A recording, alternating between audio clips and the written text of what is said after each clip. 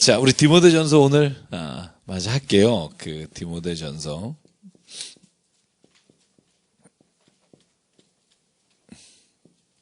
날씨가 그래서 그런지 굉장히 피곤하죠. 그죠? 저도 지금 날씨 때문은 아닌가요?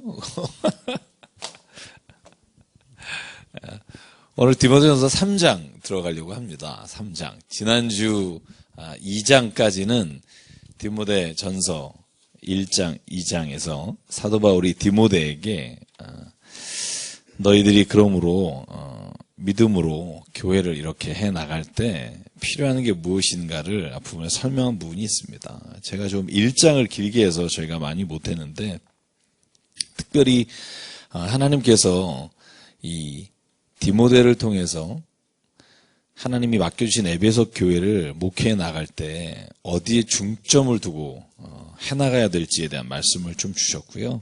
그래서 모든 교훈의 목적은 사랑이다. 그 말씀 드렸어요. 우리가 아무리 뭘 많이 행하고 뭘 많이 안다고 해도 사랑이 없이 행하는 것들에 대해서는 하나님께서 기뻐하시지 않는다 말씀드렸고요. 지난주에 마지막에 또 여자분들에 대한 말씀을 좀 나눴고요. 그래서 교회에서는 조금 조용히 했으면 좋겠다 이런 얘기들이 있지만 특히 남자들에게도 마찬가지로 권면하는 말씀을 들었습니다. 그리고 오늘 3장에는요, 이제 특별히 교회 안에서 직분자에 관한 말씀이에요. 어떻게 보면 우리도 다 여기에 속하는 거죠.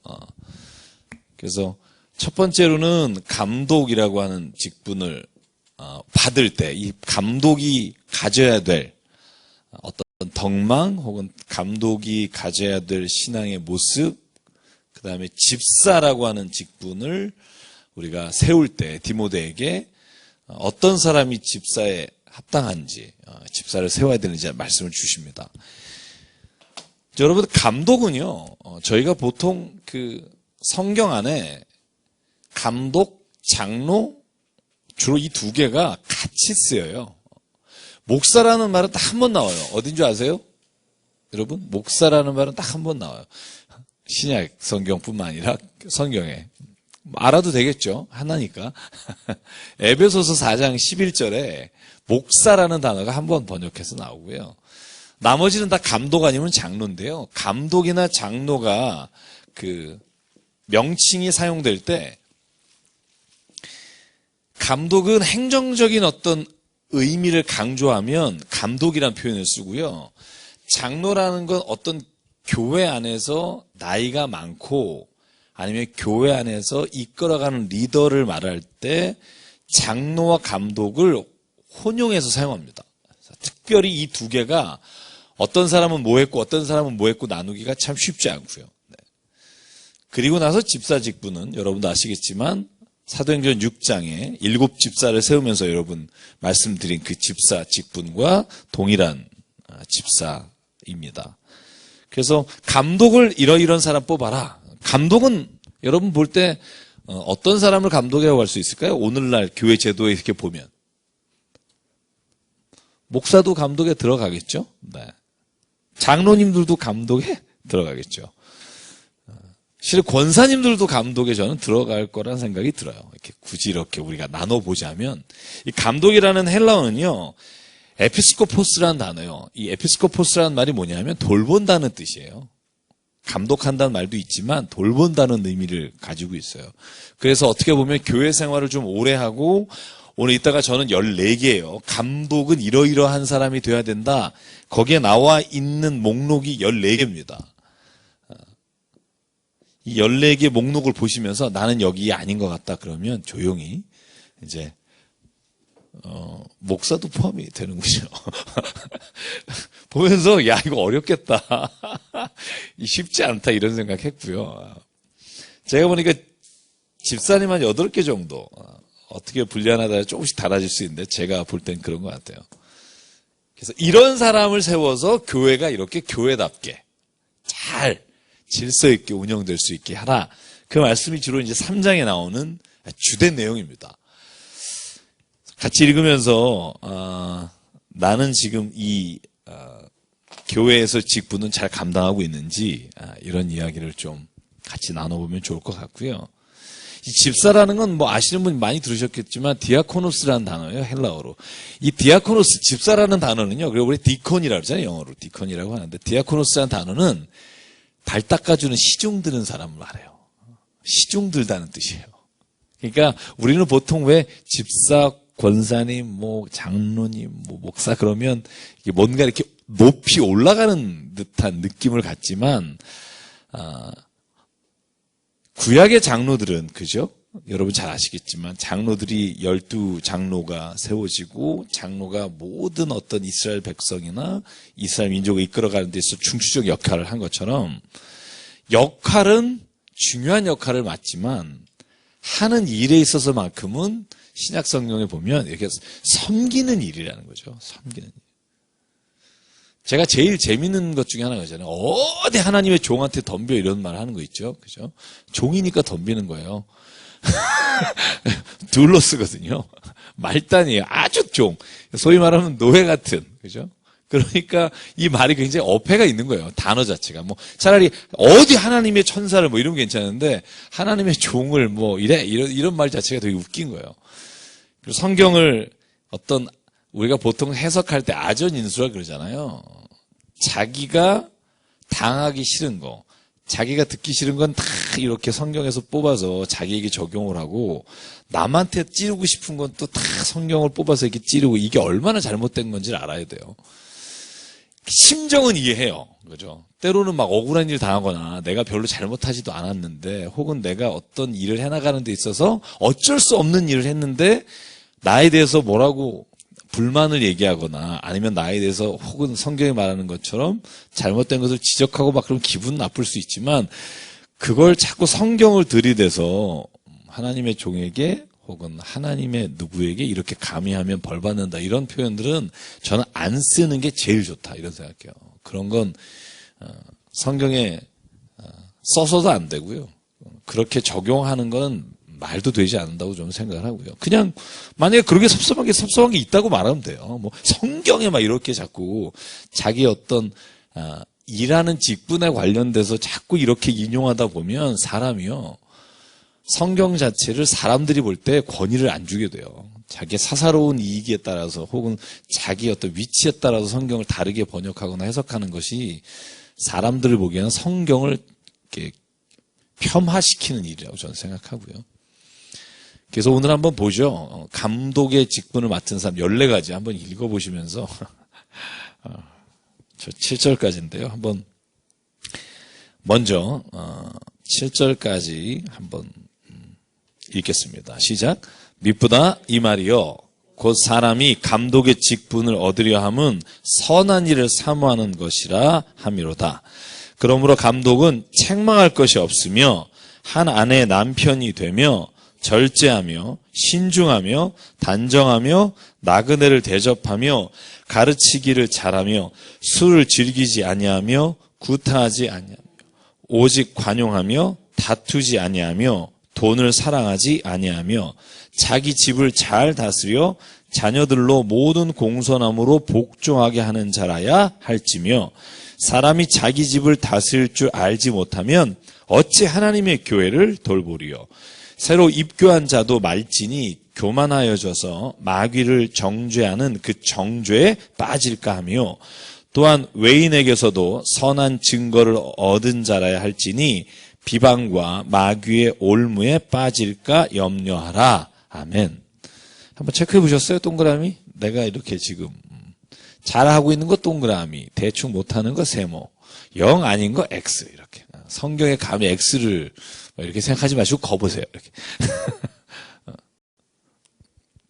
저는 이걸 보면서 제일 제가 잘 모르겠다. 이거 어떻게 될지 정말 장담할 수 없다는 게 뭐냐면 4절 5절이에요. 자기 집을 다스려서 자녀들이 공손함으로 복종하게 하는지. 이거 내일은 내가 어떻게 하면 되는데 자식은 내 마음대로 잘 안 된단 말이죠. 여기 참 이렇게 모녀가 공부하러 오신 거 보니까 참 부럽기도 하고. 오늘 CTS에 사람이 없다니까 저희 딸도 같이 가져서 얼마나 고마운지.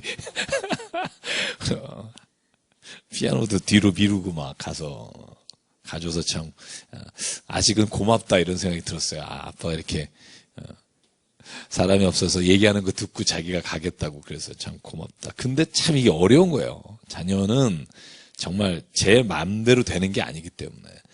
다만 믿는 것은 하나님은 기도로 키운 자녀 혹은 하나님의 말씀 안에 있는 가정을 하나님께서 다시 세우시겠다고 약속하셨기 때문에 제가 약속을 믿는 거죠. 그리고 또 하나 어려운 게 뭐냐면 저는 그 3절 마지막 부분에 돈을 사랑하지 아니하며. 여러분 아시겠지만 6장에 대놓고 쫙 나오는 게 있어요. 돈을 사랑하면 일만하게 뿌리다부터 시작해서 이 디모데전서 마지막에 나오는 아주 그냥 굉장한 충격적인 얘기가 다 6장 마지막에 나와요. 돈을 사랑하는 자는 패망한다. 그래서 돈에 관한 얘기가 야고보서하고 이 디모데전서가 가장 좀 강하게 나와요. 근데 여기 감독도 마찬가지고요. 돈을 사랑하지 않는다다. 이 말이 있다가 제가 6장을 하면서 한번 비교하면서 볼게요. 왜 이렇게 강조하는지에 대한 말씀을 좀 나누고 싶고요. 그 당시에는 사람과 사람 사이에 우리가 지금 흔히 말하는 법적인 제도 장치가 많이 돼 있지 않아서요. 여타한 일은 주먹으로도 해결하고요. 시시비비가 붙으면 힘센 사람이 이기는 경우도 많고요. 그래서 참 요즘은 이런 덕목을 넣을 수가 없을 것 같은 목록이 하나 있어요. 뭔지 아세요? 구타하지 아니하며. 웬만해서 뭐 구타 요즘 이런 감옥 가죠. 아니면 뭐 경찰서 가거나. 근데 예전에는 아마 이 부분이 굉장히 중요했던 것 같아요. 구타하지 아니하며 이 말이 여기에 나오는 거 보면 그렇지 않은가 생각을 합니다. 어쨌든 집사의 직분 중에도 맨 마지막이 뭐냐면 자녀와 자기 집을 잘 다스려라 이 말이 나오는 걸 보면 교회 직분을 맡은 자에게 있어서 가장 중요한 것 중에 하나가 가족인 것 같아요. 자녀 얼마나 잘 우리가 다스리느냐. 왜냐하면 제가 개인적으로 보면 그런 생각을 해요. 가정을 보면 제 평소의 삶이 드러날 수도 있겠다 그런 생각을 해요. 굉장히 이게 위험한 말인데 저 자신에 대해서 제 딸이 이렇게 막 하는 행동을 보면 저 아빠가 집에서 어떻게 했는지 알겠다 뭐 이런 거를 알 수 있잖아요. 제가 얼마 전에 저희 딸하고 이렇게 얘기하다가 어느 교회에서 아마 그랬던 것 같아요. 부목사님이 자녀가 교회에 와서 담임 선생님한테 그랬대요. 교회 선생님한테. 목사님 딸이, 부목사님 딸이. 우리 엄마 아빠 어제 대판 싸워가지고 오늘 교회 올 때도요, 따로 왔어요. 뭐 이러고서. 그러니까, 교사나 주일학교 같은 사람은 다 아는 거죠. 이 목사 집은, 토요일만 되면 싸움질하고, 주일 아침에도 따로 오고 막 이러는구나. 근데, 그거를 누구만 몰라요? 그 부모만 몰라요. 얘가 이렇게 얘기하고 다니는 걸 모르니까. 그래서 이게 어려운 것 같아요. 이 자녀를 키운다는 게 참 쉽지 않다는 얘기인 것 같고요. 여러분 한번 얘기해 보실래요? 여러분은 어떤 게 제일 이 목록 14개 중에 어떤 게 제일 좀 어려운가 하는 생각 드시나요? 네? 어떤 생각 드세요? 뭐가 제일 어려운 것 같으세요? 돈을 상하지 않는 거. 그렇죠?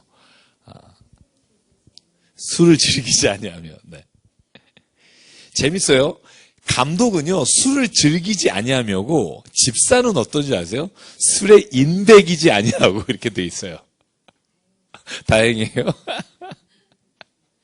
그리고 맨 뒤에는 또 뭐라고 나와 있냐면 디모데에게 사랑하는 아들 디모데야 네가 자꾸 물만 먹으니까 위장이 안 좋은데 스토매치라고 나와요. 위장을 위해서 약간의 포도주를 좀 써라 이런 표현이 있어요. 그래서 제가 이따가 그 장에 가면 그 얘기를 좀 하려고 그래서 그러면은 취하지 말아야 되는 거냐 마시지 말아야 되는 거냐 절제해야 되는 거냐 제가 이따가 그 주제를 가지고 한번 얘기를 좀 나눌게요. 또 뭐가 있을까요?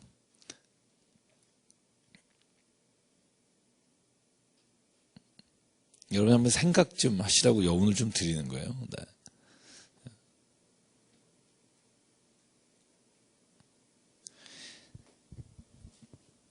자, 집사도 한번 마저 읽고 같이 나눌게요. 8절부터 13절까지인데요. 여자 집사님에 관한 얘기가 중간에 삽입이 되고요. 같이 읽어볼게요. 8절부터 시작.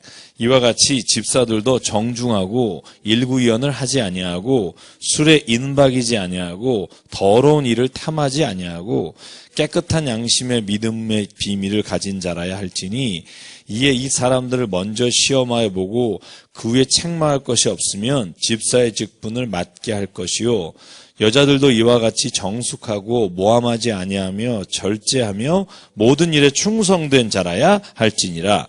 집사들은 한 아내 남편이 되어 자녀와 자기 집을 잘 다스리는 자일지니 집사의 직분을 잘한 자들은 아름다운 지위와 그리스도 예수 안에 있는 믿음에 큰 담력을 얻느니라. 아멘.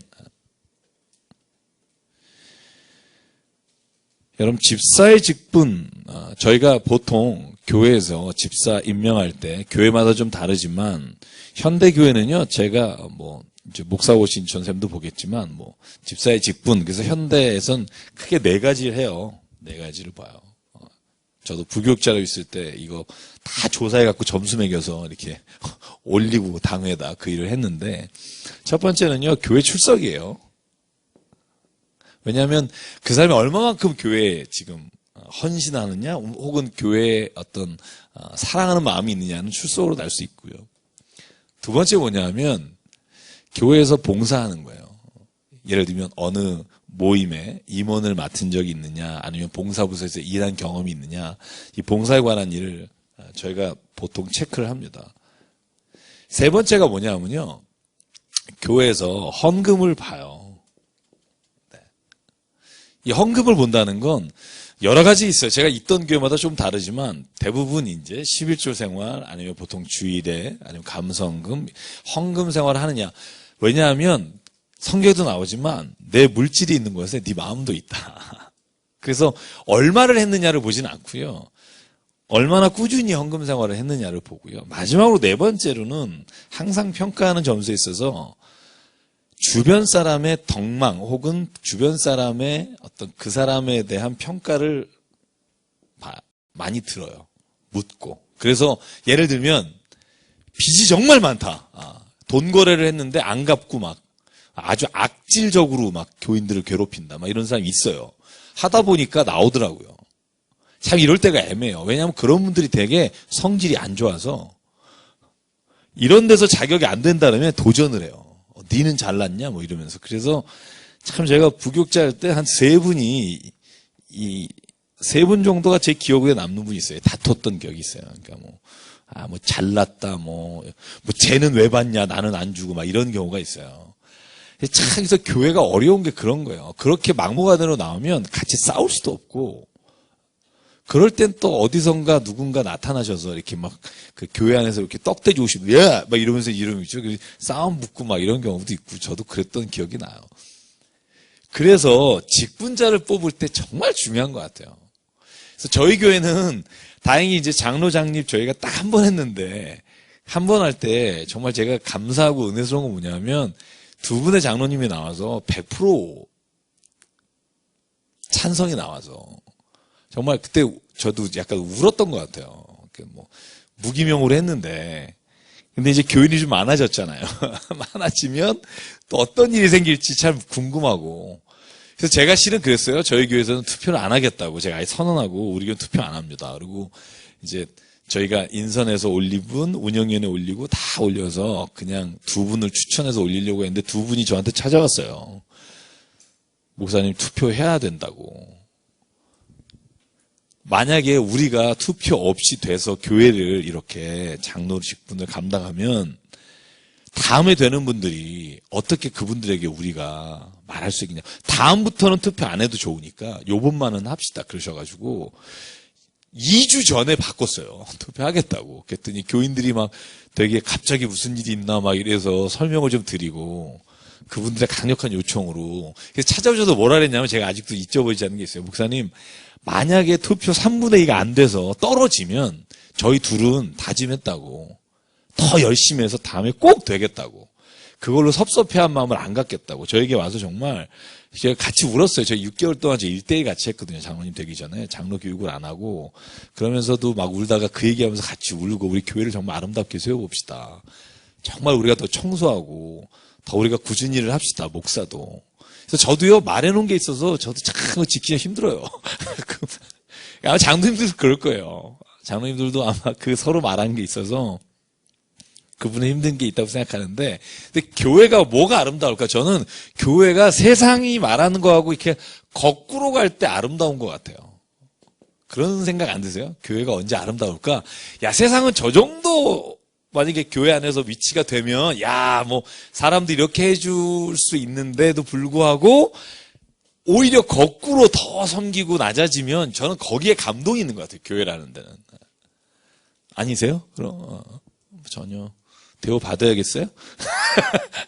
저는 그런 것 같아요. 교회라는 게 뭘까? 세상과 거꾸로 가는 게. 근데 이게 쉽지 않아요. 여러분, 저도 군생활 했습니다만, 병장 때, 구타하지 말라고 약간 화나잖아요. 상병 때까지 맞다가 이제 겨우 올라가서 한번 좀, 구타 금지 뭐 이러면. 그러니까 본전 생각나고 그래요. 왜냐면 젊었을 때 고생한 게 있잖아요. 다 누구나 마찬가지잖아요. 어떻게 뭐 목사든 장로님이든. 근데 또 만약에 그 어떤 직분을 맡았음에도 불구하고 또 그 무언가를 해야 된다고 생각이 들면, 그래서 저는 자기 자신하고의 바로미터가 있어야 된다고 생각해요. 내가 이것만큼은 안 하겠다. 저한테도 개인적으로 두세 개 정도 있는데요. 이것만큼은 내가 만약에 은퇴할 때까지는 이거 해야겠다. 이 두 가지는 하자. 그런 건 있어요. 여러분도 그런 게 좀 마음이 있었으면 좋겠어요. 뭐 어떤 직분을 맡을지 모르지만 직분을 안 맡는다 그래도 저는 그런 게 굉장히 중요하다 생각하고요. 이 직분을 잘 맡으면 두 가지를 얘기해요. 다 우리 디모데에게 말하는 게 뭐냐면 이 일을 잘 감당하면 13절인데요.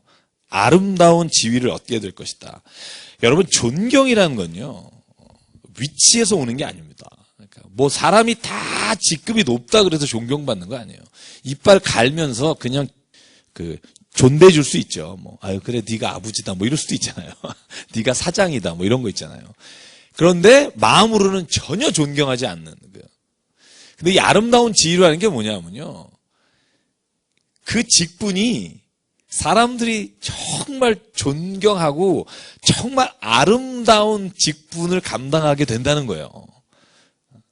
저는 그런 감당을 하고 싶어요. 우리 교회가 좀 그랬으면 좋겠고. 또 한 가지가 뭐냐면 믿음에 큰 담력이 생긴다는 거예요. 여러분, 우리가 믿음 생활해 나갈 때 때로는 막 이렇게 해도 될까? 뭐 내가 또 이렇게 또 연약하다 뭐 이럴 수 있는데, 오늘 사도 바울이 뭐라고 말하냐면 13절에 네가 만약에 집사의 직분을 잘하면 그리스도 예수 안에 있는 믿음의 큰 담력을 얻게 될 거야. 나도 이런 일을 해보면서 이렇게 하니까 야 이런 결과가 오는구나. 야 나도 담력을 가지고 그 일을 행할 수 있게 된다. 우리 집사님, 죄송합니다. 제가 용어를 항상 이렇게 좀 막 쓰는 경향이 있는데 용서하시고요. 집사님 짬밥이 오래되신 분이죠. 얼마 되셨죠? 우리 집사님. 그러니까요. 우리 짬밥을 작은 순서부터 한번. 1년. 네. 또 이 짬밥이 좀 오래되신 분이, 야, 오늘 정말 이렇게 오래되신 분이 안 나오셨네요. 정말 안 나오셨네. 네. 우리 문집사님은 혹시 8년 되셨고요. 저도 지금 목사 안수 받은 지가요, 제가 이렇게 보니까 17년 돼 가더라고요. 제가 98년에 받은 것 같아요. 98년. 그래서 꽤 오래됐구나 그런 생각했어요. 근데 아직도 이 직분의 감당해야 될 일을 보면 내가 정말 잘한 건가? 이런 생각이 드는 경우가 있어요. 정말 내가 이걸 잘 하고 있나? 혹은 야 내가 이런 자격이 있나? 그런 생각이 듭니다. 근데 저는 그 생각은 늘 가져야 된다고 생각해요. 늘 한번 이렇게 비춰보시고요. 내가 진짜 지금 잘 신앙생활 하고 있나? 직분을 감당하나? 그때 디모데전서 3장을 피십시오. 그래서 여기를 한번 읽어보십시오. 내가 정말 절제하고 있나?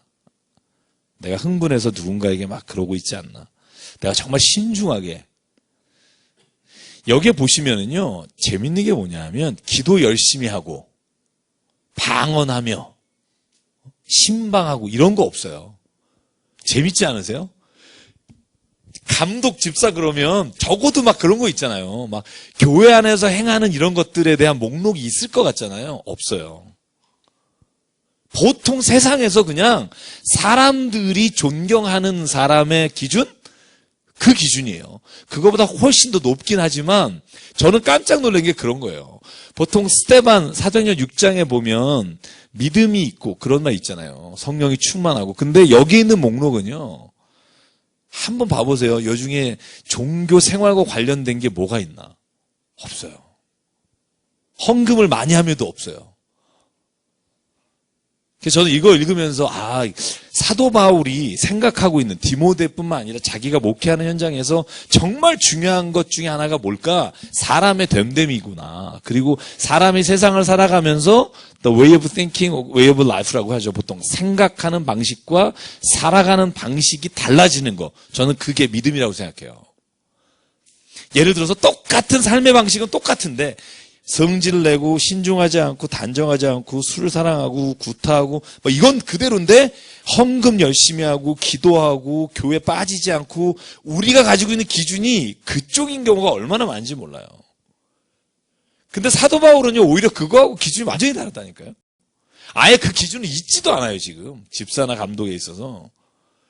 저는 이걸 보면서 뭘 생각하냐면 우리가 생각하는 어떤 신앙에 있어서 지도자 혹은 교회의 지도자가 가져야 될 덕목이라고 생각한 아까 제가 말한 이 네 가지가 있잖아요. 이게 어느 교단이나 마찬가지예요. 이걸 뽑게 돼 있어요. 그런데 실은 이거보다 사도 바울은 완전히 다른 목록을 가지고 디모데에게 이걸 기준으로 감독이 되라, 집사가 되라 이렇게 말하는데 저는 귀를 기울여야 된다는 생각을 해요. 한 가지만 짚고 갈게요. 뭐냐 하면 7절인데요. 6절하고 7절. 새로 입교한 자는 감독을 맡기지 말라는 거예요. 왜냐하면 교만해진다는 거죠. 온 지 얼마 안 돼서 감독의 직분을 맡게 되면 그가 교만해져서 마귀를 정죄하는 그 정죄에 빠질까 하며. 두 번째, 7절에 보면 외인에게도 선한 증거를 얻은 자라야 한다. 여러분 이 말을 잘 보셔야 돼요. 교회 안에서 얼마나 덕망이 있느냐가 아니에요. 여기서 외인이라 하면 교회 바깥에 있는 사람들이에요. 쉽게 말하면 이런 거예요. 장로 뽑을 때, 목사 뽑을 때 그 직장에 가서 직원들한테 설문조사 하라는 거예요. 지금 이 사람이 회사에서 당신들 돈 떼먹지 않는지 거래업체 가서 확인하라는 거예요. 외인에게 선한 증거를 얻은 자라야 할지니 왜냐하면 사람으로부터 비방과 마귀의 올무에 빠질까 염려하노라.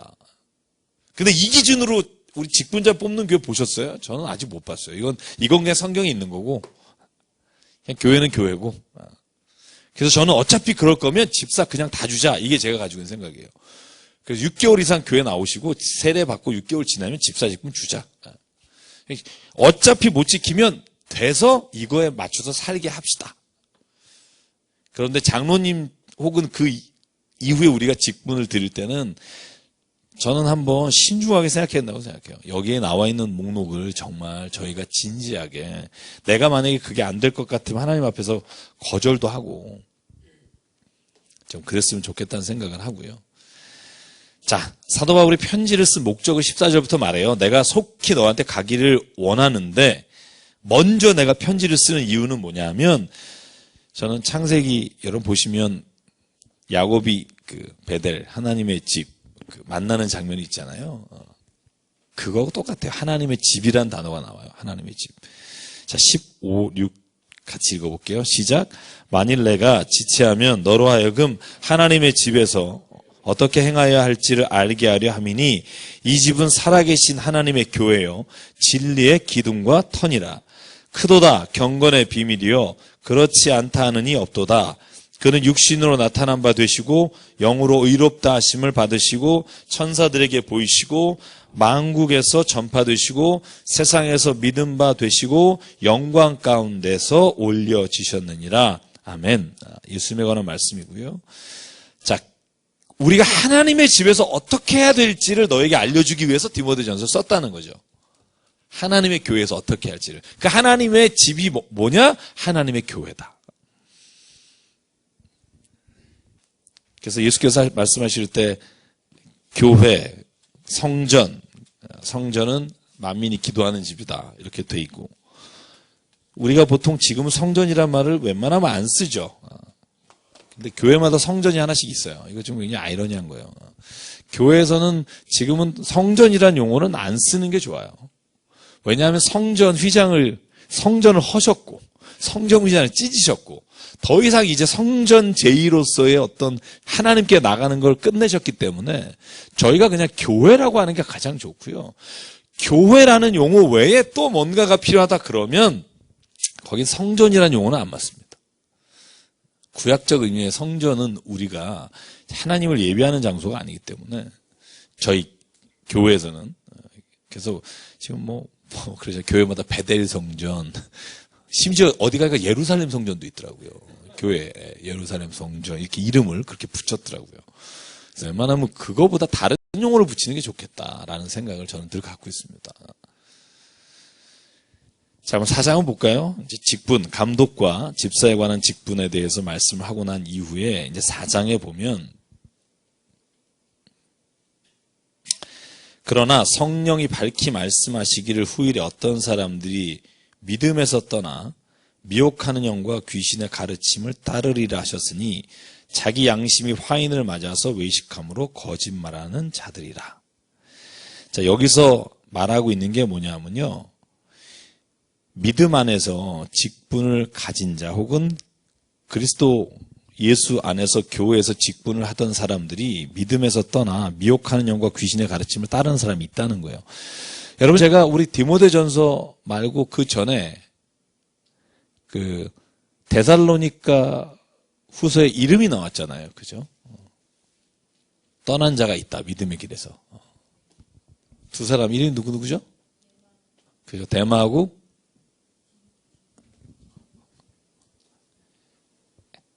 에라스도였나요? 알렉산더였죠. 네, 알렉산더일 거예요. 네.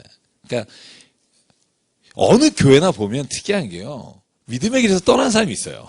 바울이 쓴 편지에도 보면. 근데 그 사람이 직분자가 됐거나 아니면 사역을 할 때는 그 마음이 아니었을 텐데, 그죠? 하다 보면 이렇게 교회를 떠나거나 신앙의 길에서 벗어나는 사람이 있고, 이따가 뒤에 보면 그런 사람들이 나옵니다. 그래서 사도 바울이 거기에 관해서 지금 말씀하고 있는 부분이에요. 그리고 잘못된 가르침에 대해서 4장에서는 이러이런 것들을 다시는 가르치지 말고 이렇게 하지 말라 하는 부분을 뭘 말하고 있고요. 제가 2절까지 읽었으니까 7절, 8절까지 같이 읽을게요. 시작. 금하고 어떤 음식물은 먹지 말라고 할 터이나 음식물은 하나님이 지으신 바니 믿는 자들과 진리를 아는 자들이 감사함으로 받을 것이니라. 하나님께서 지으신 모든 것이 선함에 감사함으로 받으면 버릴 것이 없나니 하나님의 말씀과 기도로 거룩하여 짐이라. 내가 이것으로 형제를 깨우치면 그리스도 예수의 좋은 일꾼이 되어 믿음의 말씀과 내가 따르는 좋은 교훈으로 양육을 받으리라.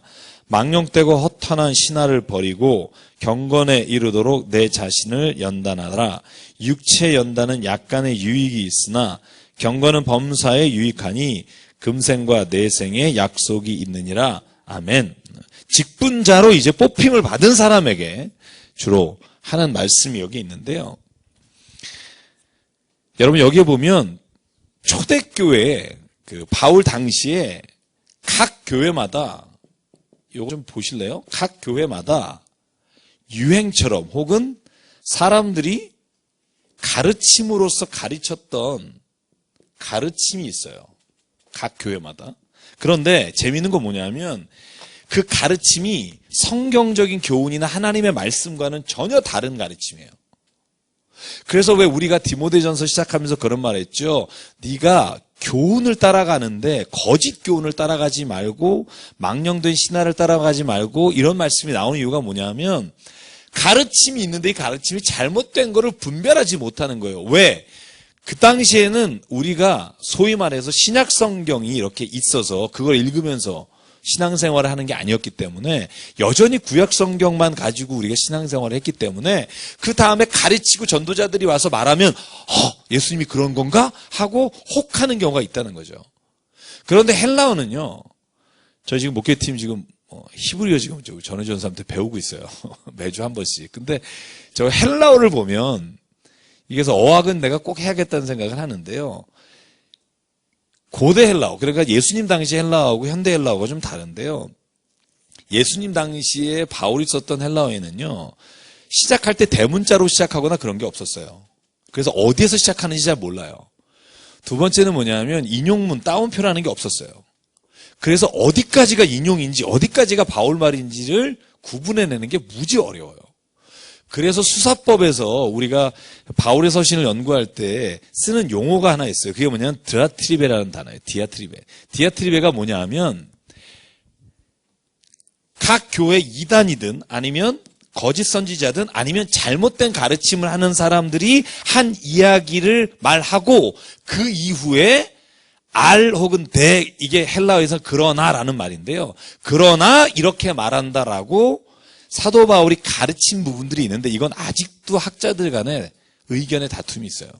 왜냐하면 어디까지를 인용으로 볼 거고 어디까지를 바울의 말로 봐야 되는지 굉장히 혼란스러워요. 대표적인 거가 오늘 여기 본문은 그렇게 어렵지 않아요. 여기 본문에 지금 시작하는 혼인을 금하고 어떤 음식물을 먹지 말라고 할 터이나 요건 디아트리베에 들어가는 본문이에요.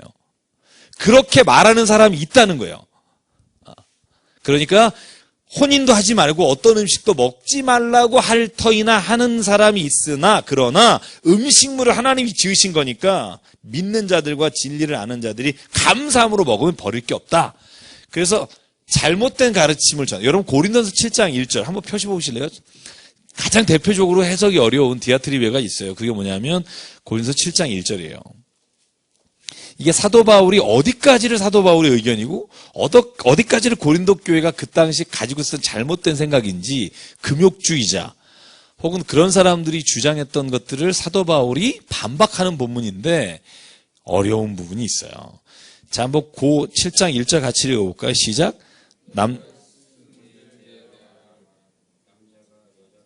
가까이 아니함이 좋으나 음행을 피하기 위하여 남자마다 자기 아내를 두고 여자마다 자기 남편을 두라. 이 앞에 남자가 여자를 가까이 아니함이 좋으나 이 말은 우리가 사도 바울의 말로 알고 있는 경우가 많아요. 그런데 이걸 디아트리베로 보면 그 뒤에 헬라어로 보면 네라는 단어가 있어요. 그러니까 너희들 중에 야 남자랑 여자랑 가까이 안 하고 결혼 안 하는 게 좋다라는 사람들이 그런 가르침을 하는 사람이 있으나 그러나 내가 말하는데 음행을 피하기 위해 남자마다 아내를 둬라. 그래서 디아트리베를 적용해 보면 사도 바울은 결혼하라는 쪽이 훨씬 더 많아요. 말씀이. 근데 이 본문을 잘 보세요. 따옴표도 없어요. 인용부호도 없고 대문자도 시작 안 해요. 그래서 제가 얼마 전에 또 굉장히 논란하는 게 방언이에요. 방언.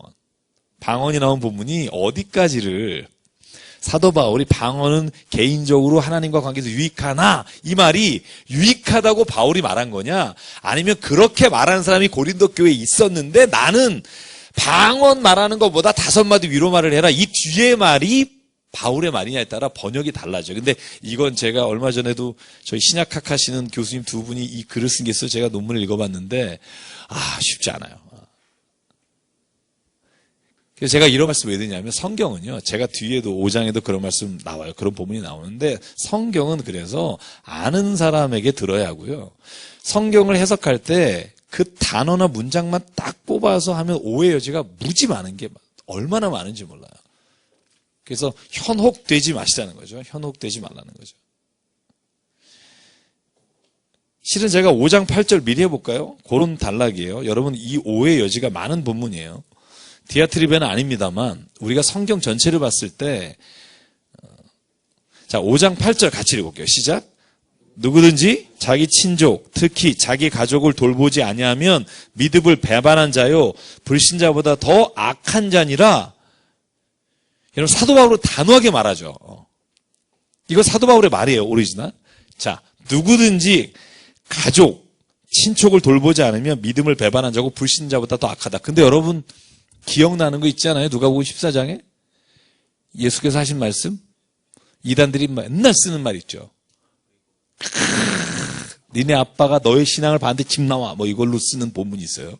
14장 20 몇 절이죠?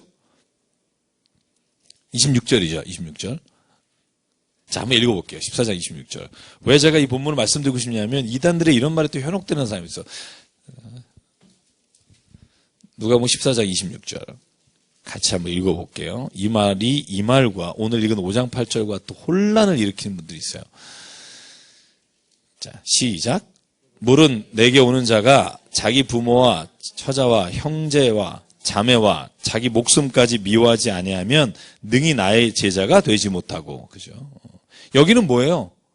부모, 형제, 자매, 목숨 다 미워하라는 거예요. 그죠?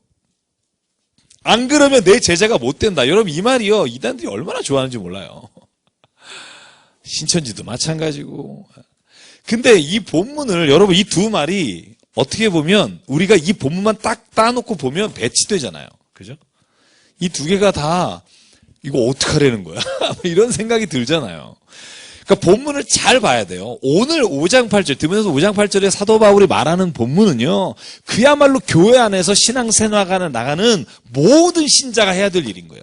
친족이나 가족을 사랑하거나 돌보지 않으면 악을 행하는 자인 거예요. 불신자만도 못한 게 성경이 말하는 교인의, 그리스도인의 생활이에요. 거기에는요, 타협이 없어요. 예수께서 마지막 십자가에 달리시면서 자기 어머니를 요한에게 부탁하잖아요. 보소서 아들입니다. 내 어머니다. 부탁한다. 끝까지 예수님이 가족을 책임지셨단 말이죠. 여러분 누가복음 14장 다 읽어보셨어요? 1절부터 마지막 절까지. 왜 이 말씀이 나오는지 그 맥락을 보셨어요? 본 사람이 없어요. 그러니까 헷갈리는 거죠. 그 본문을요, 자세히 보면 그 본문은 말세 마지막 때 여러분 우리가 흔히 복음성가 부른 거 있잖아요. 죄송해요. 장가가야 하고 소도 사야 하고 밭도 사야 하고. 그러니까 천국의 잔치에 초대하는 장면이에요. 제발 오십시오. 죄송합니다. 제가 장가를 가야 돼서. 그래서 요 26절 나오기 전에 무슨 말이냐면 너희가 길에 나가서 저는 자 어떤 사람이든 데려다가 이 집을 채워라. 그 본문이 나오는 단락이에요. 여러분 이건요. 마지막 천국잔치 마지막 그때 하나님께서 심판하실 때에 찾으시는 믿음을 보겠다 하는 단락과 연결돼 있어요. 그러니까 평소에 삶을 살아갈 때 형제도 버리고 부모도 버리고 친자식도 버리고 다 미워하고 살아라. 이 말은 이 두 가지를요, 그냥 딱 단락만 띄워놓고 얘기하는 사람들이 가지고 있는 가장 전형적인 아주 단편적 해석이죠. 해석도 아닙니다. 오해죠.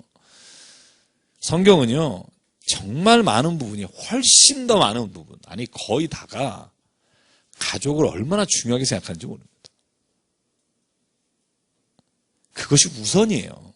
이따가 과부를 돌보는 이야기도 나올 때 믿는 자들은 어려운 과부가 있으면 교회에다가 피해 끼치지 말고 당신이 직접 도우라 이렇게 표현을 해요.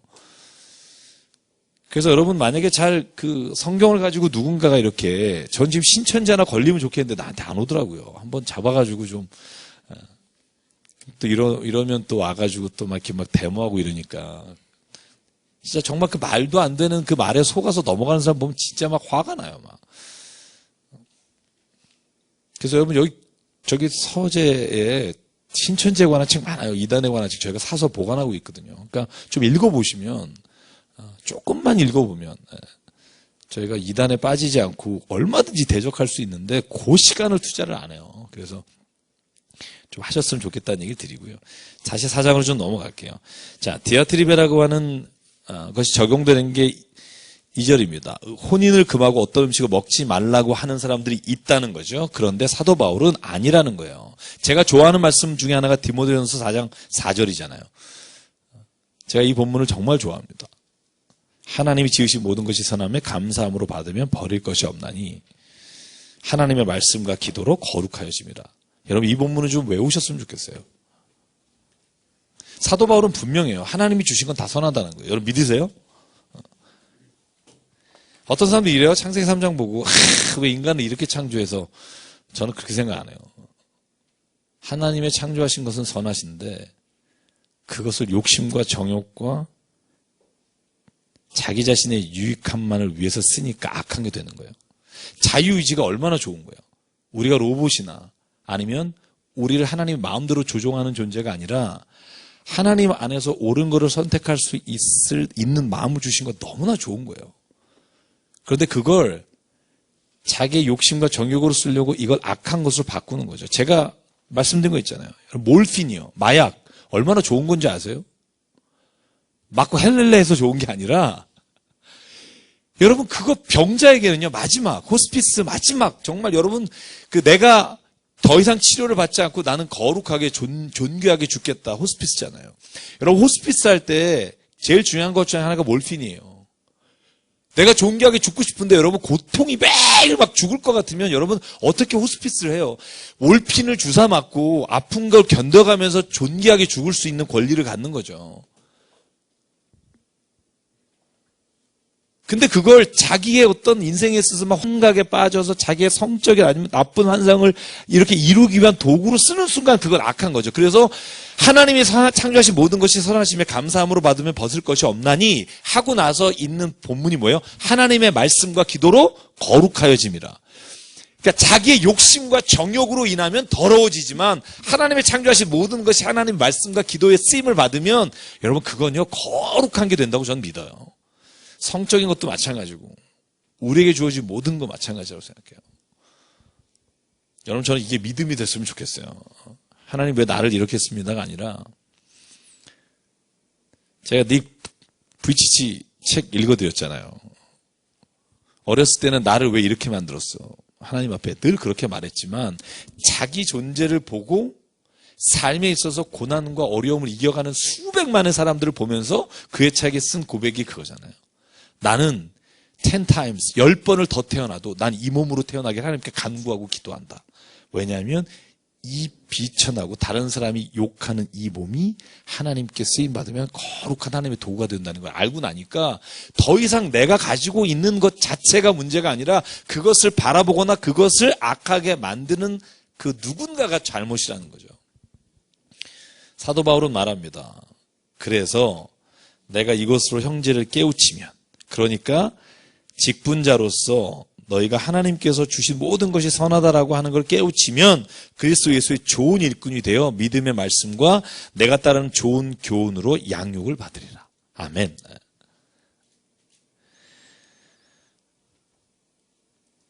세상이 왜 악해지는가? 사람이 다른 사람을 도구로 보기 때문에 그래요. 저걸 어떻게 이용할 수 있을까? 저 사람 어떻게 한번 해볼까? 이런 마음으로 보니까 사람과 사람 사이가 분열이 되는 거죠. 제가 여러분에게 한번 소개한 책이 있어요. 그 마틴 부버가 쓴 이키운투 두 나와 너라는 책이 있어요. 저 그 책을 굉장히 좋아하는데요. 그 이키운투 두라는 게 뭐냐면 독일어로 말하면 나와 너라는 말이지만 원래 이운투시히 그러니까 나와 그것이라고 하는 거. 그러니까 사람이요 다른 사람을 보면서 인격적으로 나와 당신 이렇게 보는 존재가 하나님이 주신 존재를 바라보는 방식이라면 인간이 욕망과 이기심과 정욕에 가리워지면 다른 존재를 당신으로 보지 않고 그것으로 본다는 거예요. 그것. 왜 제가 마틴 부버 책 중에 두 권 소개했어요. 기억하실지 모르겠지만 Eclipse of God, 신의 일식이라는 책하고 나와 너라는 책이에요. 신의 일식이라는 책은 하나님 어디 있습니까? 하나님이 존재한다면 나에게 나타나봐라 말하지만 실은 하나님이 없어진 게 아니라 지구와 태양 사이에 달이 껴서 그 빛을 막는 것처럼 우리의 죄로 말미암아 하나님의 빛이 우리에게 오지 못하는 일식 현상으로 하나님을 보지 못한다는 거예요. 그러니까 결국 하나님의 부재는 인간의 죄라는 거죠. 이키운투 두 나와 너라는 책에서 말하는 거 그거예요. 하나님이 존재한 모든 관계는 하나님이 나와 너와 당신과 나로 만들어 주셨는데 왜 이 만물이 세상 가운데 타락하냐 하면 상대방을 도구화하고 대상화시켜서 나를 위해서 좋은 게 뭘까를 끄집어내는 그거에 아주 익숙해 있기 때문에 관계가 망가지는 거죠. 여러분 부부 사이도 그렇다고 생각해요. 부부 사이가 왜 그러냐? 나와 당신 인격적으로 하나님 안에서의 관계가 아니라 아니 이 인간 돈 좀 있는 줄 알았더니 결혼해보니까 허당이네 뭐 이런 거죠. 그러니까 이 존재 자체가 내게 주신 선물과 나의 관계를 맺는 게 아니라 이 존재를 통해서, 이 대상을 통해서 내가 뭔가를 얻을까라는 관계로 보기 시작하니까 이 관계가 깨지는 거예요. 여러분 부모가 보셨나요? 지난주에 페류나 시리즈로 텔레비전에서 해줬잖아요. 페류나. 이렇게 뭐, 아우, 정말 페류나 정말. 자기 부모님 죽인 애든 사람만 쫙 나왔어요. 1시간 동안. 아, 보는데 굉장히 힘들더라고요. 왜냐하면 제 딸이 같이 보니까 제 두렵더라고요. 이렇게. 왜 기억나세요? 왜 고3짜리 엄마 살해하고 방 안에서 8개월 동안 유기하고 그 방문에다 칼꽂기, 비비탄 쏘기, 그 8개월 동안 그 시체 맡으면서 그리고 유학 갔다 잠깐 돌아서 300억대 부자, 아빠, 엄마 같이 주무실 때 죽였어요. 그분이 지금 46살인데 형무소에 있어요. 무기징역 받고. 아, 원래 사형 언도 받았는데 아직 사형을 안 해요. 우리나라가 실질적인 사형이 없는 나라잖아요. 그러니까 46대인 거예요. 거의 비슷했더라고요. 인터뷰를 했어요. 그때 왜 그랬냐. 근데 진짜 저는 충격받은 게 뭐냐 하면 아빠는 정말 미워한 거예요. 아빠가 자기에 대해서 모욕적인 말을 하고 네가 뭐라. 근데 엄마는 왜 죽였냐 그랬더니 엄마는 참 좋은 분이었어요. 그러는 거예요. 왜 죽였는지는 그냥 그때 거기 있었으니까 죽인 거예요. 여러분 보세요. 자식과 부모 관계가 저는 하나님이 창조하신 원래대로 선한 관계가 되면, 하나님의 말씀과 기도로 거룩하여진 관계가 되면 그 관계 안에서는요, 하나님이 창조하신 성경에 말하는 정말 기토부 좋다, 정말 하나님께서 말씀하신 모든 게 다. 근데 이 관계가 대상화되고 날 위해서 뭐가 유익할까라는 관계로 사람을 보니까 그 관계가 깨지는 거예요. 그래서 저는 이 세상의 모든 문제는요, 사람이 하나님이 만들어 놓으시고 하나님이 선하게 맺은 모든 관계를 이기적인 관계로 만들어 버렸기 때문에, 나의 욕심과. 그래서 예수께서 말씀하실 때, 사도 바울이 말할 때 우리는 거듭난 사람이 뭔가, 내가 정욕과 욕심을 십자가에 못 박은 사람입니다. 저는 그 말이 굉장히 중요하다고 생각해요. 내가 사람을 대상을 볼 때 내 욕심과 정욕으로 보지 않겠습니다. 내가 정말 하나님 돈을 볼 때 내 욕심과 정욕이 아니라 하나님이 본래 창조하신 선한 목적으로 보면 그것을 통해서 하나님이 일하시는 것이 놀라운 일이 일어난다는 거죠. 그래서 그리스도인은 누구냐? 저는 십자가에 죽은 사람이라고 생각해요. 욕심과 정욕이 죽은 사람. 아니, 적어도 완전히 죽기는 우리가 쉽지 않으면 날마다 죽는다고 고백하듯이 사도 바울처럼 내가 날마다 죽겠습니다 하는 사람. 그래서 이걸 폴 틸리라는 사람이 그렇게 말해요. 원래 하나님이 주신 존재론적인 이성을 인간이 도구적 이성으로 바꿔서 상대방을 어떻게 이용할까에 우리의 이성을 사용하니까 하나님이 본래 주신 선한 이성이 악하게 쓰인다는 거죠. 이성도 선한 거라는 거예요. 저는 그렇게 믿어요. 여러분, 이성이 없으면요, 우리가 어떻게 뭔가 사리 판단을 해요? 이성이 악한 게 아니에요. 본질적으로 휴머니즘이 악한 게 아니에요. 하나님은 사람을 사랑하게 하셨고 사랑하는 존재로 만드셨어요. 여러분, 그건 하나님이 본래 창조의 원리예요. 근데 왜 그게 악하게 됐어요? 휴머니즘이라는 게, 제가 늘 말하죠. 이 휴머니즘이라는 게요, 굉장히 웃긴 단어예요. 여러분, 휴머니즘이라고 하면서 선전한 영화 보셨어요? 제가 영화 한참 쓸 때 제가 정말 많이 쓴 글 중에 하나가, 여러분하고 한 번도 얘기를 안 한 것 같네. 제가 여러분 제일 재밌게 본 중국 영화가, 홍콩 영화가 뭐예요? 주윤발하고 탁 나와가지고, 예? 영웅본색, 그죠? 총탄 안 갈아가면서 계속 쏘는 거죠. 거의 타이틀이 휴머니즘이에요. 나왔을 때 영화 휴머니즘. 느와르, 뭐 보통 느와르 휴머니즘 붙이면 뭐 되게 정통 뭐 이런 거잖아요. 근데 보면 그게 왜 휴머니즘인 줄 아세요? 두 사람이 한 수천 명 죽일 거래요. 두 사람만 휴머니즘이에요. 서로를 위해서 마지막에 장렬하게 죽잖아요.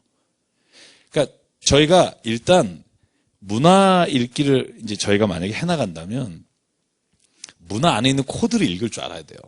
그게 뭘 말하는지 알아야 되는데 정말 위험한 게 그런 것들이에요.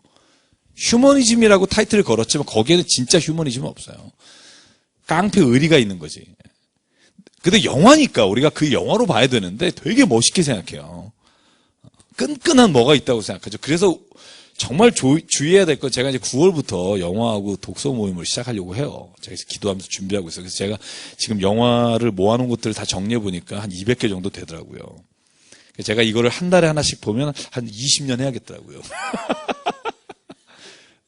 제가 진짜 좋아하는 영화들을 한번 다 모았어요. 그래서 제가 미국 가기 전에는 비디오 테이프로 모았다가 미국에서 와서 글 쓸 때는 제가 DVD로 모았다가 지금 그걸 다 다시 MP3로 저장했어요. 그래갖고 제휴된 거 돈 제대로 하고 다 돈 꽤 썼습니다.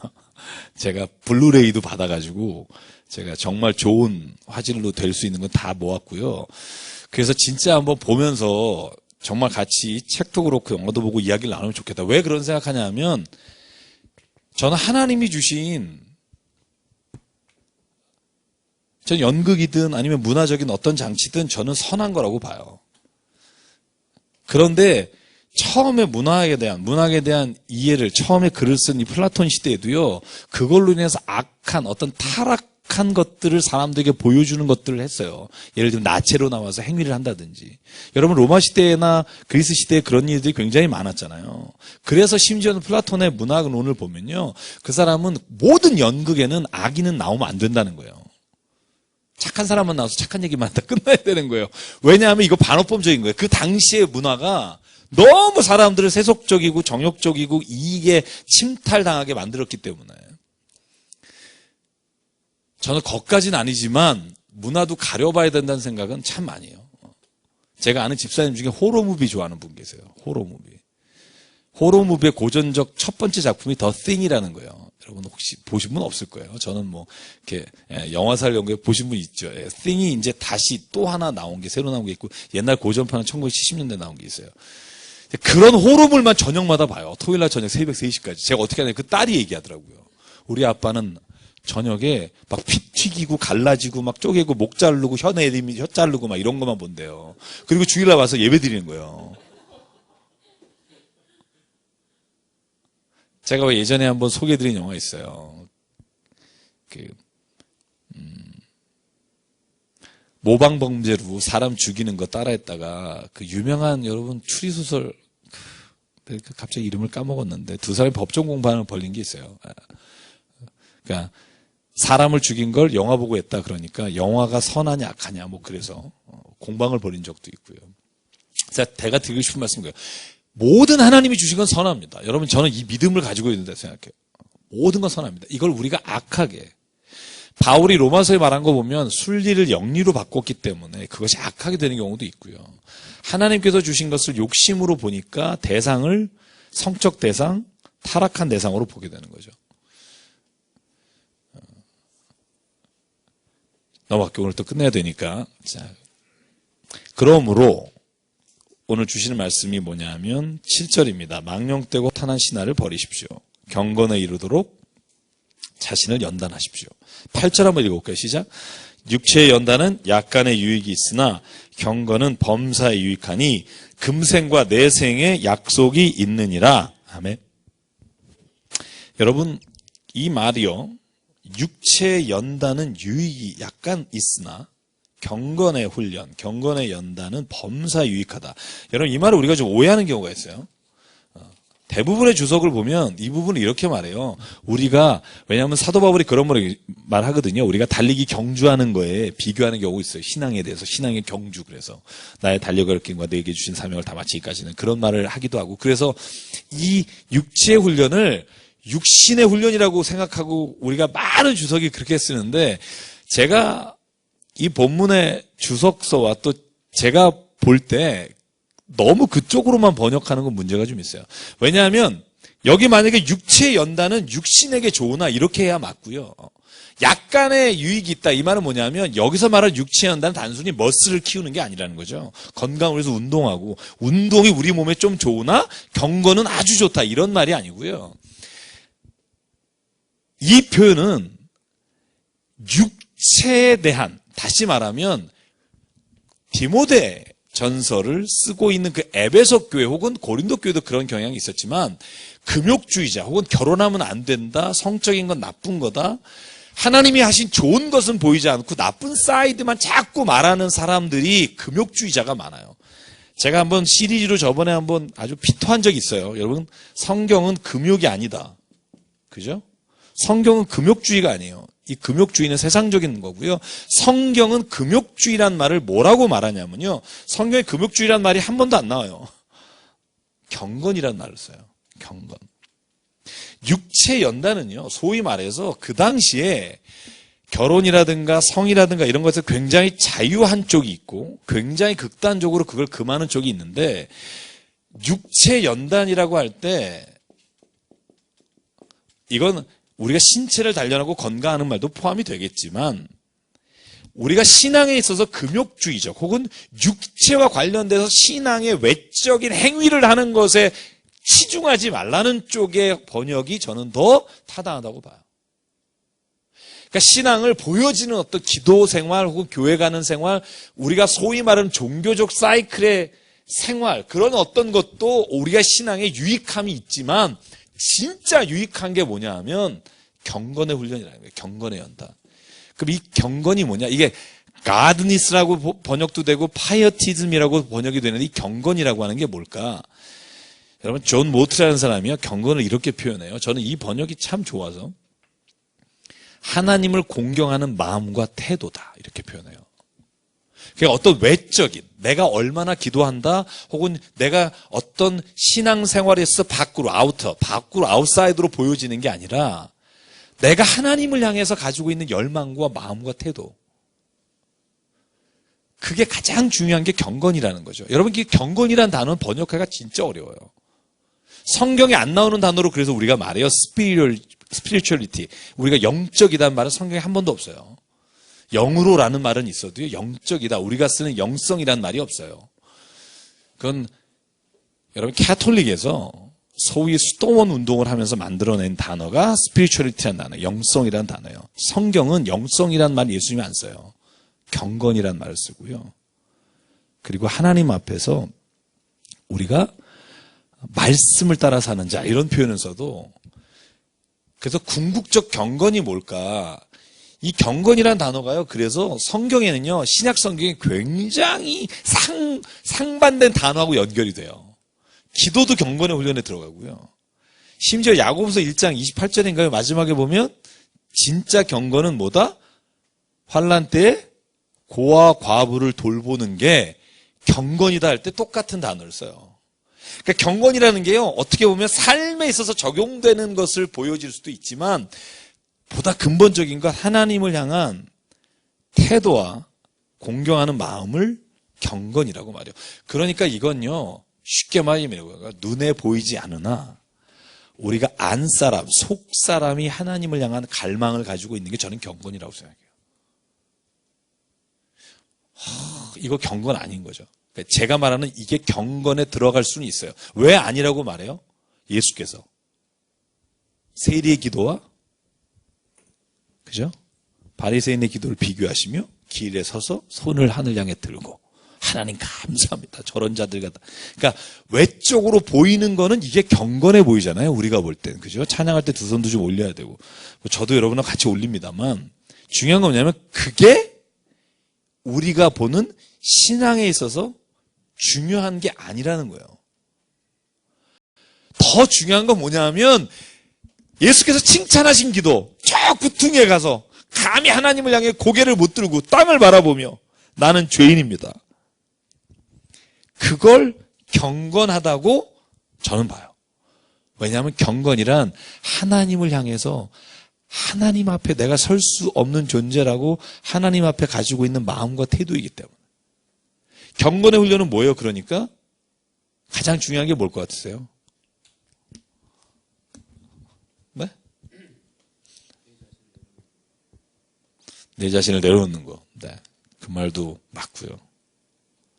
저는 여기에 나오는 단어들이 굉장히 많습니다만 경건의 훈련, 우리가 경건의 훈련 말은 하는데 경건의 훈련이 뭐라고 물어보면 잘 모르잖아요. 그러니까 우리가 할 수 없이 말하는 거죠. 기도 훈련, 말씀 훈련. 이런 훈련을 왜 말할 수밖에 없냐면 그게 곧 하나님을 사랑하고 하나님을 향해서 공경하는 마음에서 나오는 태도니까. 그런데 본질적으로 드러나는 게 아니라 더 중요한 건 내적인 거라는 거죠. 겉에 나오는 게 아니라 안에 있는 거. 잊어버리지 마시라는 거죠. 겉으로 보이는 신앙 행위, 금욕주의, 기도, 고행 이런 것들이 우리를 거룩하게 하는 게 아니라 하나님 앞에서 험불한 마음, 마치 마태복음 5장에 나오는 마음에 애통한 사람, 심령이 가난한 사람, 그게 경건이라는 거예요. 그러니까 경건한 사람의 특징은 있어요. 뭐냐면 경건한 사람은요, 교만하지 않아요. 왜냐하면 내가 험불하니까, 낮아졌으니까. 종교생활 막 신앙행위 열심히 하는 사람 특징이 있어요. 교만해요. 여러분 만약에 그 사람이 진짜 경건에 훈련한 사람이 아닌지 확인하는 길을 알려드릴게요. 교만한지 아닌지만 보시면 돼요. 아, 기도했어 오늘? 아직 여기 안 되신 거예요. 여기 하시는 거예요. 자기하고 싸우고 있는 중이에요. 그러니까 그분도 용납하세요. 그냥 아직 그분도 자기하고 싸우고 있어 그런 거니까. 뭐, 너는 이거 했어 뭐 이러는 사람이. 그래서 경건한 사람은 교만하지 않고요. 경건의 연단이 안 되는 사람은요 교만해요. 저는 제가 세 가지 판단 기준이 항상 저 자신에게 있어요.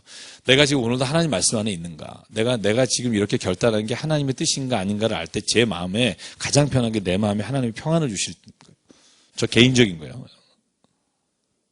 편안한 평안을 주시면 아 내가 내 욕심을 따라 선택하지 않았구나. 그런 생각을 하게 되고요. 내가 욕심을 따라 선택하면 편하지가 않아요. 늘 내 안에서 싸우는 게 있어요. 옛날 소크라테스가 한 말이 있죠. 내 안에 있는 다이몬이라는 게 그 당시에 다른 누구는 모르지만 내 안에서 자기에게 하는 말하는 그 무엇을 다이몬이라고 불렀어요. 그러니까 우리는 성령을 믿으니까 내 안에서 성령이 하시는 말씀이 들어야 돼요. 그럼 내 마음이 편해지는 거죠. 여러분 그래서 교만하느냐 안 하느냐가 굉장히 중요해요. 성경 예수께서 하신 말씀 중에 정말 많은 부분이 교만에 관한 말씀입니다. 자, 9절부터는 이렇게 되어 있습니다. 미쁘다 이 말이요. 반복되는 말 패턴인데요. 모든 사람이 받을 만하도다. 그게 뭐냐 하면 이를 위하여 우리가 수고하고 애쓴 것은 우리 소망을 살아계신 하나님께 두미니 곧 모든 사람 특히 믿는 자들의 구주시라. 너는 이것들을 명하고 가르치라. 누구든지 내 연소함을 아마 디모데 나이가 10대 후반에서 20대 초반이었을 것이라고 추정합니다. 정확히 나오진 않지만 그러니까 디모데에게 네 나이가 어린 것 때문에 업신여김을 당하지 말고 말과 행실과 사랑과 믿음과 정절에 있어 믿는 자에게 본이 되라. 자, 그래서 두 가지는 동그라미 치실래요? 12절에 본이 되라 하는 것과 15절에 성숙함을 모든 사람에게 보여라. 이게 우리가 직분자 혹은 교회 안에서 우리가 믿음으로 살아가는 사람에게 하나님이 원하시고요. 바울이 디모데에게 말하는 거예요. 네가 왜 하나님 앞에서 사랑과 정절과 행실을 따라 살아야 되느냐? 본을 보이기 위한 것이고 15절 이 모든 일을 너의 성숙함으로 모든 사람에게 나타내서 네 말을 듣는 사람을 구원할 수 있게 해라. 야, 네가 그러지 않으면 네 말 듣고 누가 예수님께 오겠니? 네가 본이 되고 네가 성숙해야 사람들이 네 말을 듣고 오늘 말한 것처럼 내가 내 자신과 가르침을 살펴 이를 계속하라. 이것을 행함으로 내 자신과 내게 듣는 자가 구원을 받을 것이다. 여러분 그러니까 우리는요. 나 혼자 겨우 구원받아서 하나님 앞에 가는 존재가 아니라 하나님이 우리를 부르셨다면 우리를 통해서 누군가가 주님께 나오는 자리까지 갈 수 있도록 이끌어가는 사람. 그게 저는 우리를 하나님이 부르신 목적이라고 생각해요. 그리고 13, 14, 15 말씀을 보면 내 속에 있는 은사 곧 장로의 회의에서 안수받을 때 예언을 통해 이 사도행전 16장인지 학자마다 좀 견해가 있습니다만 어쨌든 안수받을 때 예언을 통해서 받은 그 은사를 가볍게 여기지 말라. 여러분 은사를 모르는 분도 있고 아는 분도 있죠? 그죠? 가볍게 여기지 마십시오. 은사를 잘 활용하십시오. 근데 마지막으로 요 은사나 아니면 내가 본이 되고 성숙해지려면 세 가지를 꼭 해야 된다는 거예요. 오늘 4장까지밖에 못하겠네. 잠깐만요. 오늘 왜 이렇게 됐죠? 왜 이렇게 길어졌죠? 6장까지 했어야 되는데. 자, 거기 본문에 이렇게 나와요. 13절. 자, 이건 꼭 아셔야 돼요. 저는 이건 꼭 말씀드리고 싶었어요. 정말 신앙인은요, 이 세 가지는 항상 해야 됩니다. 뭐죠? 읽는 것과 또 하나는 권하는 것과 또 하나는 가르치는 것.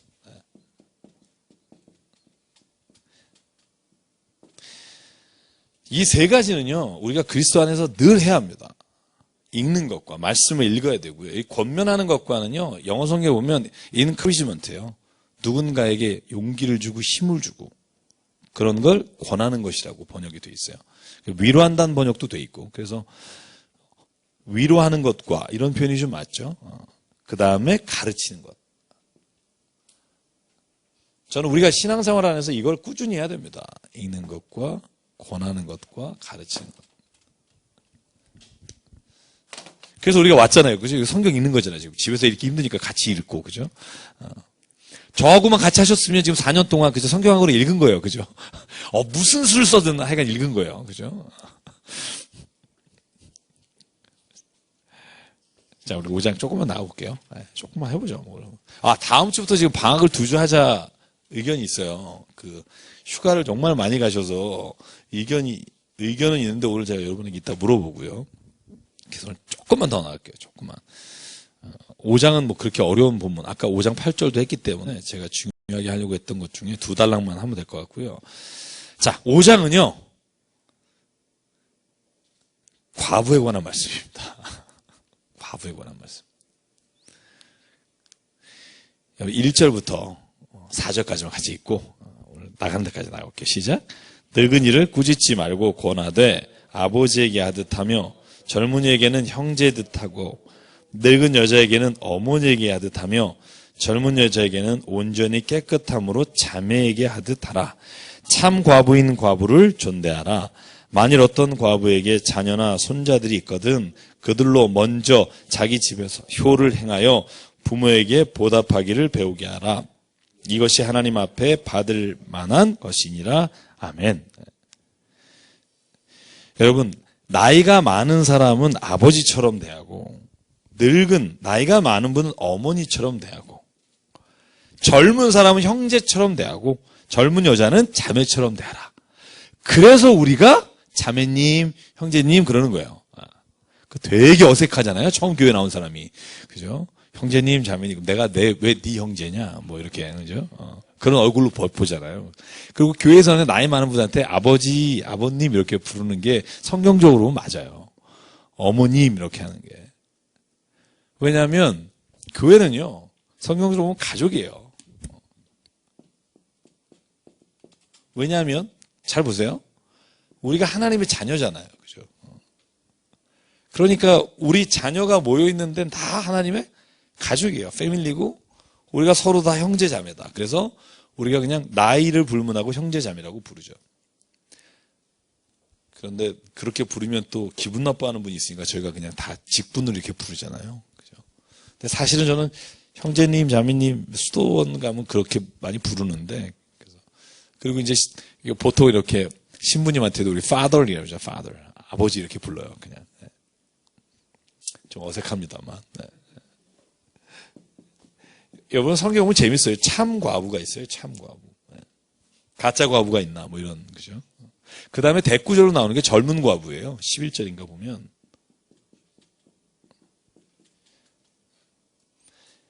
자, 참 과부와 젊은 과부라는 게 왜 구분을 져서 이렇게 길게 설명할까? 여러분 궁금하지 않으세요? 교회 안에서 따는 거 정말 이 짧은 6장짜리 편지 중에 한 장을 왜 이런 걸 쓸까? 이 길게. 그 당시 초대교회에는 이런 문제가 많았다는 거죠. 어떻게 할 수 있어요? 집사가 생긴 이유도 과부 문제 때문이잖아요. 사도행전 6장에 헬라파 그리스도인 중에 과부가 명단에서 빠진 것 때문에 항의하게 되고 그래서 세운 게 집사잖아요. 그러니까 초대교회는 왜 이런 문제가 많았을까? 여러분 유대인이 가지고 있었던 결혼 제도의 문제가 있어요. 결혼 제도에. 아기를 못 낳아도 여인을 이혼주소 써주고 보내요. 그죠? 또 뭐 하면 보내요. 그러면 원하든 원치 않든 과부가 되는 거예요. 호라비에게는 성경에 그거 없어요. 바울이 쓴 말씀 중에 호라비는 이거 없어요. 왜냐하면 언제든지 아내를 자기가 얻을 수 있기 때문에. 제가 랍비였다가 목사님이 되신 분이 얼마 전에 와서 기독교 100주년 거기서 강연하는 내용을 제가 들었는데요. 그 중에 제가 충격적인 거 하나가 그런 거였어요. 그 요한복음 4장에 나오는 사마리아 여인. 한국에서 너무 잘못 소개하고 잘못 번역하고 있다고 막. 그래서 내용을 들어보니까 그런 거예요. 그 여인이 남편을 5번 갈아치우고 굉장히 뭔가 세상적으로 굉장히 살고 싶은 대로 살고 세상에서 자기가 하고 싶은 대로 살았던 여자가 예수를 만나서 갈증나는 막 세상 뭐 이렇게 저도 성경을 본 적이 있는데 그분이 막 엄청 화내시면서 당시 지금 유대에 와보라는 거예요. 어느 여자가 남편 5번 바꿔가면서 살 수 있는지. 버림받았지 바꾼 게 아니라는 거예요. 버림받아서 아픈 여잔데 그 여자를 자기 쾌락을 위해 살았다고 말하는 것 자체는 죄라는 거예요, 죄. 저도 그래서 또 한번 회개한 거예요. 아, 이걸 정말 나도 더 성경을 봐야겠구나. 랍비가 목사님이 됐으니까 얼마나 잘 보이겠어요. 자기 문화를 아니까. 그러면서 그러는 거예요. 그 여인은 아마 필시 자식이 없었을 거라는 거예요. 아들을 못 낳았을 거라는 거예요. 그래서 5번 버림받은 여자. 그러니까 말하자면 세상 다 살고 이제 더 이상 갈증 날 거 없는 여자가 아니라 세상에서 거절당한, 리젝트 당한 버림받은 여인에게 예수가 찾아가셔서 네가 어떤 사람도 너에게 다가와서 너를 받아주지 않았지만 하나님은 널 받아준다. 그렇게 성경을 해석하라고 막 하시는데 제가 막 성경이 왜 참 과부기가 이렇게 많이 나온 줄 아세요? 그 당시에 정말 많았거든요. 교회 안에 과부가 정말 많았어요. 그래서 이 참 과부를 번역을 전 참 이게 영어로 성경에 보면요. truly in need예요. 정말 필요한, 정말 아무것도 없는 그런 과부라는 말인데 저희는 그냥 이걸 번역을 참 과부라고 번역을 했죠. 그러니까 가짜가 아니라 진짜라는 의미지만 사실 번역을 하면 그런 거예요. 진짜 아무것도 없어서 in need, 필요한 뭔가를 가져야 되는, 가질 필요가 있는 과부를 도우라는 거죠. 기준이 있어요. 여러 가지가 있지만 60세 이하 말고 60세 이상. 성경에 나와요. 9절에 보면. 과부의 명단에 올려서 도와줘야 될 사람은 60세 이상으로 하라. 왜냐하면 60세 이하는 아직 젊은 과부라. 아직 젊으면 다시 재혼해서 아기를 낳고 살아서 차라리 타락하거나 죄짓지 마라. 이렇게 권면해요. Really need. 아주 필요한, 정말 뭔가가 갈급한 사람. 그 사람을 교회가 돕도록 하라. 남편이 없을 뿐 아니라 아무도 돌봐줄 사람이 없는 사람. 그 사람을 교회가 책임져라. 오늘날로 말하면 그런 거겠죠. 세상에서 정말 어느 누구도 챙겨주지 않는 사람, 그 사람을 교회가 앞장서서 챙겨라. 그런데 제가 여기까지만 할게요. 아무나 과부 모든 사람을 돕는 게 아니라 과부도 받을 만한 자격이 있는 사람의 내용이 나와 있어요. 저는 이것도 되게 힘들겠더라고요. 한번 보실래요? 4가지를. 9절과 10절인데요. 제가 9절은 얘기했고 60이 되지 넘은 사람. 10절만 읽을게요. 시작. 선한 행실의 증거가 있어 혹은 자녀를 양육하며 혹은 나그네를 대접하며 혹은 성도들의 발을 씻으며 혹은 환난 당한 자들을 구제하며 혹은 모든 선한 일을 행하는 자라야 할 것이요. 그죠? 돕는 사람의 명단, 도움을 받는 사람도 교회 안에서나 아니면 행실에 있어서 이와 같은 일을 해야 된다는 거예요. 그러니까 도움을 받기만 하는 게 아니라 비록 돈이 없어서 물질의 도움을 교회로부터 받지만 돈이 없이 할 수 있는 일이잖아요. 다. 선한 행실을 하고 자녀를 양육하고 나그네를 대접하고 성도들의 발을 씻고. 여러분 그러고 보면 재밌어요. 제가 성경 읽다가 선지자들 자기 집에서 먹인 사람이 다 과부라는 거예요. 사르밧 과부, 열왕기상 17장. 엘리야를 자기 집에. 수넴 여인. 먹을 거 하나 없는데. 그죠? 그러니까 실제로 보면 왜 오늘 먹고 죽으려고 아들하고 했다가 내놔라 그러니까 내놓았잖아요.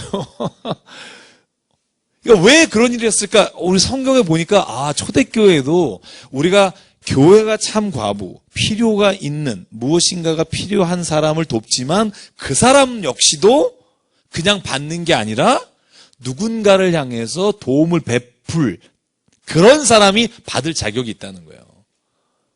저는 이걸, 저도 요번에 이거 말씀을 제가 이렇게 읽고, 제가 준비하면서 그런 생각 참 많이 했어요. 아, 나도 뭔가 이렇게 나눔의 원칙은 좀 있어야겠다는 생각도 했고요. 여러 가지 제안해서 생각한 것들이 있는데, 보면 그렇게 말하는 이유가 분명히 있겠다는 생각을 하게 됩니다. 자, 오늘 여기까지 하죠. 네, 여기까지 하고. 뭐 질문 있으세요? 이제 9시니까.